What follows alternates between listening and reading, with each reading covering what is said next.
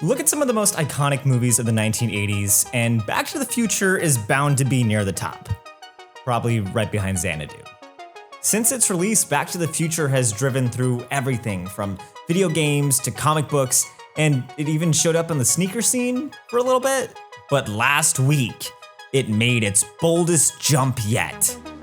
Back to the Future officially opens on Broadway next Thursday, August 3rd. Sign me up for that. I just remember seeing that movie over and over again in a theater, which probably doesn't come as a surprise. I'm looking forward to hearing Doc sing. I said, me too, man.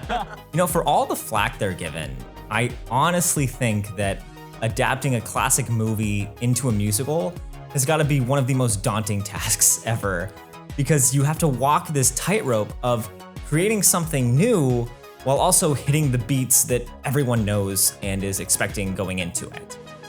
So how did Back to the Future the musical stack up compared to the other quote-unquote successful IP adaptations? I finally got to experience the show live at its opening night last week. And great Scott!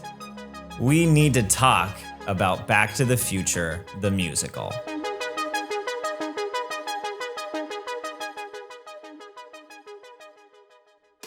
Seeing how important opening night is, I didn't want to go into this thing on an empty stomach because that would just be miserable for everyone. But thankfully, my order from this video's sponsor, Green Chef, arrived right on time. Green Chef makes it easy to eat quality food that you can feel good about with meals that take the boring routine out of mealtime. Green Chef has tons of nutritious recipes and these well-organized little kits that make it super easy to cook something and still make it to the theater for showtime. We cooked up some of the kidney bean patties, and oh my God, I seriously considered missing the show just so I could have seconds. Green Chef helps me eat clean and live a healthy lifestyle, and now it's owned by HelloFresh, which makes it even easier for me to switch between the two anytime my tastes change.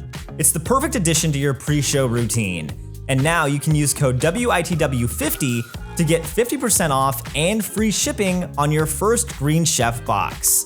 So go to greenchef.com for more details. All right, let's talk about this thing. So Back to the Future started previews in June. And since then, there have been a lot of rumblings and a lot of people telling me different thoughts on how to feel about this show. It's either people really loved it or they really hated it. There was no it was fine. So needless to say, I was a little nervous going into opening night after all of that word of mouth. But still, after watching the clips online and listening to the cast album, and especially working on that IP musicals video that came out a couple weeks ago, I still went into the night super excited to see what was going to happen.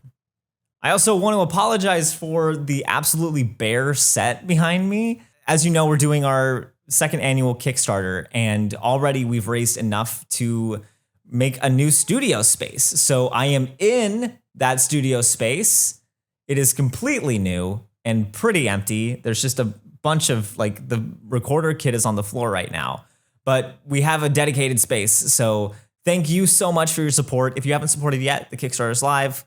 I got another opening night playbill from Back to the Future that's going to be in the mystery playbill kit. So who knows, you could get your chance at seeing this. So let's talk about walking up to the actual theater.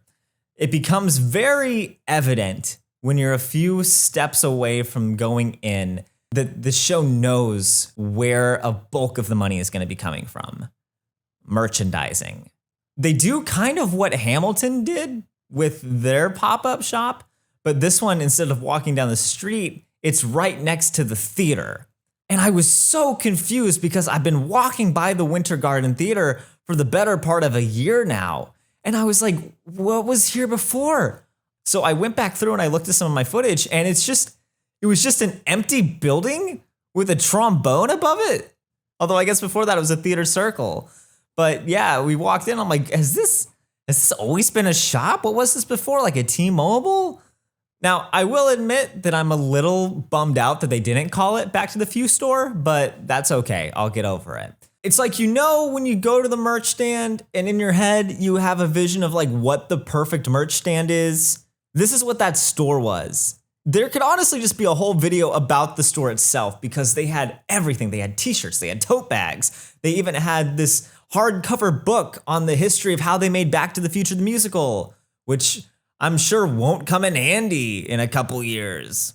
But what I noticed is that they really leaned into the Save the Clock Tower motif from the show. And that's really what dominated a lot of it. But then they also had plushies. They had this giant clock on the wall that you could take your picture with. Very cool. And it had stuff in the store that they didn't have in the actual shop. So if you're going to go see this, I highly recommend going into the store before the show releases, because I don't think a lot of people realize that it's there and don't realize that there is exclusive stuff in there. So then we walk through the security barricades and we got our I have seen the future pin, which is fun. I'm accidentally just collecting these now, like opening night pins, which is exciting, but I don't know. How do you collect pins? Is there like a book? Do you keep it in like an old wooden box? How do you collect pins? Someone comment that below. Now, I will admit that this was kind of a weird opening night in the sense that it was and it wasn't opening night. So when Julianne and me, last October, when we tried to get these tickets, we noticed that opening night was actually available, which that's rare. That's usually just blocked off. So it was a bunch of refreshing the page, everything crashing. It took us probably an hour and a half to get these tickets with 8 different devices out. And it was like, oh my God, we got opening night tickets. But then when I was scrolling through Twitter a couple weeks ago, I saw that Back to the Future had its opening night gala. And I was like, wait, what? This was the feeling for a lot of people who were there, where it felt like it was officially an opening night, but it just had this weird thing of like, it kind of felt like we were like second best, if that makes sense. So I was so confused as to why there were 2. And I thought if anybody's going to know why, it's going to be my friend Margaret Hall, who worked for Playbill. So I texted her and I asked her, do you know why there were 2 opening nights? It turns out that with opening nights, like I was saying with those blackout dates, usually the house is pretty papered, so they don't make that much money actually. And with the opening night gala, it was a fundraiser for the Michael J. Fox Center for Parkinson's Research. So they held it on that day to really raise a lot of money for the foundation. Once she told me that, I was like, okay, that makes a little bit more sense. So anyway, back to the story. We get into the actual theater, and there's one thing that I think is underappreciated about shows that I think deserves more credit, and that's just how they set the vibe as soon as you walk into the theater. This is something that Beetlejuice did really well. Get ready. There's the first comparison to Beetlejuice. That's going to pop up a lot during this. But it's like what Beetlejuice did with the purple candle lights in the sconces and just things like that, of really creating the atmosphere for the world you're about to walk into. What I loved about Back to the Future's approach at it is the Winter Garden is this huge theater that is very difficult to navigate, because you start here, and if you're all the way at the other end, it's going to take you probably 5 minutes to get to your actual seat, maybe 8. So we're walking back, and it's kind of like in Disneyland where you have those little Easter eggs, those visual things that you can find while you're in the queue. And one of my favorite ones was when you're walking by one of the booths, right underneath one of the boards, there's just a flux capacitor just sitting there blinking, which I thought was a very neat touch and very, very fun to see as you're walking through. So then we actually took our seats, and oh my God, the set. Now, looking at all the photos and everything online for the past 3 years, I was under the assumption that the entire thing was just projections and that it was like just projected on different boards through the whole thing. But no, it's really this huge set that you feel is just like a tidal wave just rushing over you, which I think really sets the tone for just how big this show is.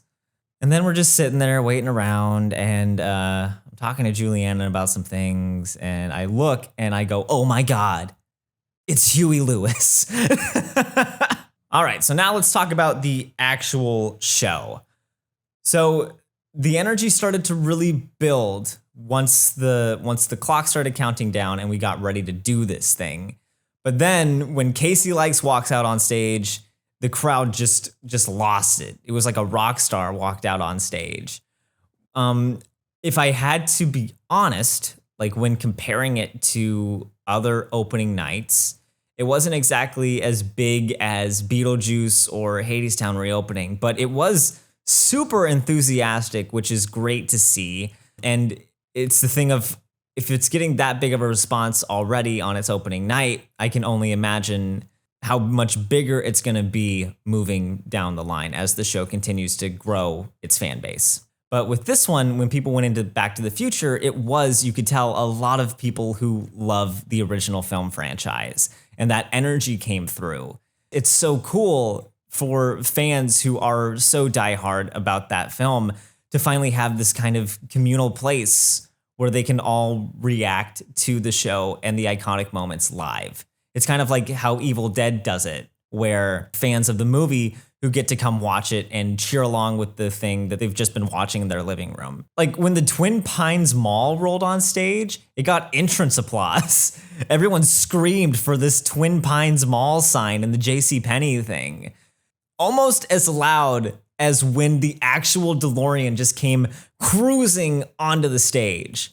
And this is really one of those first moments because it's a pretty by the numbers regular opening sequence for the musical as it goes on. But as soon as that DeLorean hits, it really transcends into that big budget spectacle that you're imagining this show is going to be. And with the DeLorean, they black out the stage and then they do a bunch of strobes to disorient you, Phantom Chandelier style. And then when you look back up, the DeLorean is there, which was absolutely magical.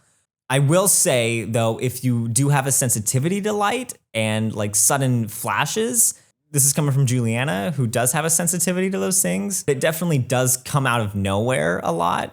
So just if you're going to go see it, be prepared for that. I think something that would be really helpful is if the theater, if they actually just like listed out like moments that you should be on guard for these things. I think that'd be really nice so people can enjoy the show without getting sick. But let's talk about this DeLorean for a second because it's so cool to finally see it in person. Because they built this thing basically from the ground up because they needed to get it to do all the special things that they need to do. And it's clear as soon as that DeLorean shows up that that is the star of the show and that is what people came to see. And the way that they use it throughout the whole thing is it's this wonderful marriage of the practical effects with the projections and the special effects. Somebody asked me about this at Broadway Con of what are my views on projections. And because a lot of people see it as like cost cutting measures and that, all of those things. And the way I said it is that I do view it as kind of the equivalent to CGI in Hollywood movies, where I don't think it's like, oh, that's the death of an art form. I think it's just another tool that people can use in telling these stories. And I really think Tim Hatley did a fantastic job with the design in really marrying those two things together. So the projections help amplify the actual physical DeLorean, which is like when it's speeding around and it speeds up and it takes off and it goes back to the past. It's one of those magical experiences that you can't have anywhere else. It's interesting because before the pandemic, Broadway was really leaning into the smaller shows that were more intimate and really more dedicated on story. But it feels like now the needle's going the other way, and it seems like it's really going more in the direction of theme park, which was really prevalent in the 1980s. Because not only with Back to the Future, but then also if you look at something like Here Lies Love, it's really leaning into let's try to create this big spectacle and see if it's what people actually want, if they want to escape for a little bit.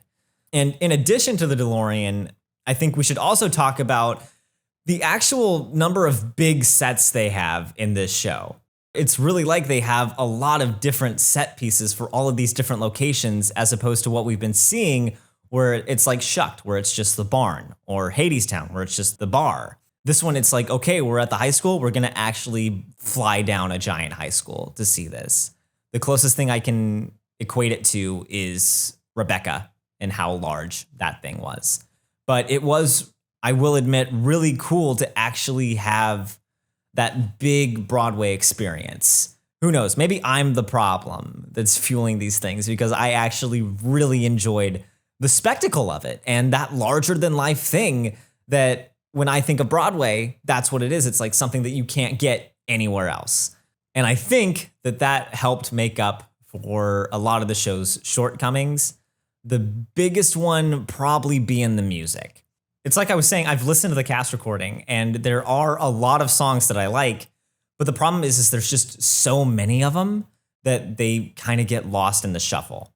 As I was watching the first act especially, it seemed like every single character that walked on stage got this big 11 o'clock moment, which I didn't really think was necessary. There were 17 songs in this show. I think realistically you could have cut 7 to 8 of them, and that would have helped the running time, and I think it would have helped the songs stand out a little bit more. But on that same note, I think it's worth comparing Back to the Future with Rocky, because they're both films that are so widely known for their iconic theme songs, but then they also have other songs that broke into pop culture. So on one hand, that's a strength because people know and identify with these songs and they associate those songs with the movie. But then it also is a weakness because these songs are classics and greats for a reason. And so you're pretty much setting yourself up for failure because you either have to try to outdo that, or you just say, well, we're never going to eclipse Power of Love, so let's just put it at the end of the show. And I know there's been a lot of discourse about the movie's original composer, Alan Silvestri, coming back and writing this musical. And I think that discourse is absolutely valid, but where he really shines through are those incredibly cinematic moments where his rousing score is just blaring and it adds something so visceral to the experience and to the moment. I'm just going to skip ahead and we're going to talk about the finale, because this is really where everything comes together in this perfect moment of just coup de théâtre for the ages. Like, this is going to be studied for years to come, where all of these different elements, from the practical sets to the projections to the score, as I was saying, they all come together, and it's I think even more exciting than the movie's finale, because you're seeing it all happen right there in front of you and you're in the same room. It's literally happening 5 feet away from you. During that one part when he's climbing up on the clock tower, they bring the actual physical clock tower out, but it's behind the scrim, so it has all the lightning effects with it, which just really makes it cool. While that's going behind the scenes, it's kind of like, look at what this hand's doing, but don't look at this one. While that's going over here, then they're setting up the DeLorean. So after that's gone, it's just like in a movie where all of a sudden you skip and you're looking at a different scene, which there has been so much failure, quite frankly, with stage adaptations that try to be movies. And I honestly think this might have been one of the first times that I've actually seen it pulled off successfully, which is remarkable, especially considering that it's pretty much a literal car chase scene. Like, you have to follow a car all the way around. But just the timing of the physical effects with the projections was absolutely remarkable. And I think, if anything, that finale is the reason to buy the ticket to the show. But then it's also, I think, what's going to keep bringing people back. Because as I was leaving the theater, I was saying that without a doubt, that was one of the most magical experiences I've ever seen. Like, I'm tearing up a little bit thinking about it, because it was just like, it's truly that testament of, look at how cool theater can be. All right, so let's go back a little bit and let's talk about the actual performances. Now, as we've learned through all the documentaries on this channel about popular IPs that get turned into musicals, there's always this battle of impression versus elevation. And this is really what makes or breaks an IP adaptation musical in my eyes. And it really comes into play more than I've ever seen with Back to the Future. So for this section, I really want to just focus on 3 performances. I want to focus on Roger Bart, on Hugh Coles, and on Casey Likes. Because really the way that these 3 approach these roles, I think really personifies this impression versus elevation thing better than I've ever seen. Now, with Hugh Coles and Casey Likes, they really come at it in the sense of, I want to honor the performances from the film, which I think is very noble, and I think you definitely need to do that. However, the longer the show went on, they were less fully realized people, and more so it was just like people doing impressions. And then you have Roger Bart, who came on as Doc and really created this character that stands on its own. This is something that I really love to look at with shows like SpongeBob, where you have these really memorable, iconic characters that you have to bring to the stage. And it seems like what Bart does here, and something that has worked time and time again, is you look at those moments and you get the feel for the actual spirit of the character, but then in how you present it, that's where the difference comes in. Like SpongeBob SquarePants, the television character, is vastly different in appearance to how he shows up in the musical, but they share that DNA. And that shines through with Roger Bart's performance of Doc, because yes, he is still that same mad scientist, but he adds his own personality and his own flair into it that really makes it like, oh, okay, this is the musical version of Doc Brown, as opposed to this is Christopher Lloyd's version. So I think it'll definitely be interesting to see how, when the swings and the understudies and the standbys start to come in, how that will change the actual vibe of the performance, especially also with a tour. How will the tour change things too? Another little detail in the sound design that I really appreciate, that I'm sure nobody else will really notice, is during intermission, the music that was playing over the house speakers was 1950s music. And I thought that this was so cool because when we walked into the theater, it was 1980s music. So it's kind of just that next step, that little detail of storytelling that I thought was just such a nice touch. And I tweeted, X'd, whatever the term is. I wrote something about this online, and somebody wrote back to me and said they also changed the icons on the screen, which I didn't really recognize it. But then going back and looking through my footage, is at the beginning they have these 3 tokens that it's like the 88 miles per hour, the radiation symbol, all that stuff. But then at intermission, they changed the tokens to match the 1950s vibe. And it's one of those things that is so minuscule in the grand scheme of things, but just really takes the experience to another level. And I just want to say, whoever thought that up and whoever did that, props to you. Great move. I appreciated it. And then also, I loved for the Enchantment Under the Sea dance.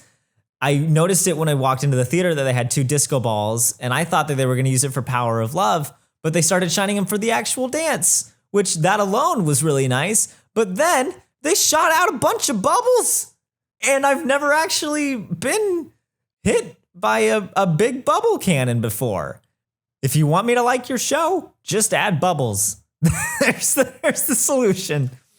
So I'm going to be honest, I went into Back to the Future ready to hate it.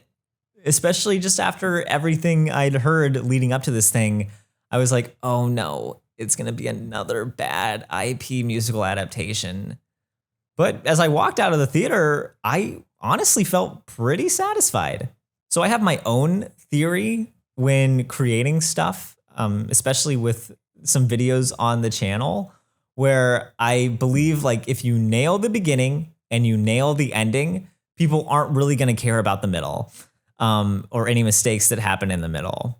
And, you know, this theory, I think, really holds true with Back to the Future because they nail the opening sequence and they nail the ending. And I walked out thinking like that was actually a really fun night of theater, which really just that final sequence is what this show is. So now the big question of, do you need to have seen Back to the Future in order to enjoy the musical? I don't think you do, because if you've watched the musical, then you've basically watched the movie. This is one that really doesn't stray from the source material all that much. It's the Back to the Future story you know, with just a few different changes that I think are necessary for updating the material. Now, of course, as with anything, if you know the property and you know the characters, you're just going to enjoy it a lot more because you know it. But like for me, I went in with the baseline knowledge of having only really watched Back to the Future once, probably 4 years ago when it was on Netflix, and I still really enjoyed it. So then at the end of the performance, everyone came out, the creative team came out, and they thanked the audience for being there. This has to be really rewarding for Bob Gale, too, who he pitched this at a DeLorean car show back in 2004. And now, all these years later, nearly 20 years later, to finally have it come out on Broadway has to be a very rewarding feeling just for how long that journey was. But what I really walked away with, and what I want you to really think about as we kind of look at how shows are going to go in terms of the theme park aspect, is Huey Lewis came up and he was talking about how there's so much going on in the world. And he said he was so grateful for Back to the Future because he could actually just escape for 2.5 hours. And I think that's something really interesting to look into as we move forward. Are we getting to a point where we need to just be able to shut our brains off for a little bit? I don't know what the answer is, but I think looking at how Back to the Future and Here Lies Love perform could really give an indication for what the next 5 to 10 years of Broadway could look like. So those are my thoughts on Back to the Future, the musical. Have you seen it? Have you heard anything about it? What are your thoughts? Comment them below. And if you want to learn more about some surprising IPs that got turned into musicals, then click on this video and experience the magic. That didn't sell you, I don't know what will.